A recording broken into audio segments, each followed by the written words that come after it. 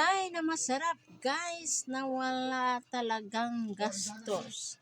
Turuan ko kayo ng mabuti. Damihan mo lang yung kamatis dahil guys, o tomato, yan ang nagpapapasarap. Ayan, ano mo talaga, himay-himayin mo ng yung pichay para talagang hindi siya lumalaki o laki.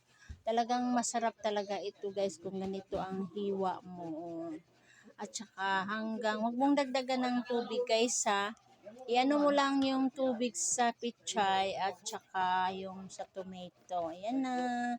Kain na tayo guys. Ito ang pinakamasarap na gulay na walang gastos. At saka lagyan mo na ng sili para talagang masasarapan ka. Ayan, parang pang-apat na ito nga mga tao ang pwedeng kumain.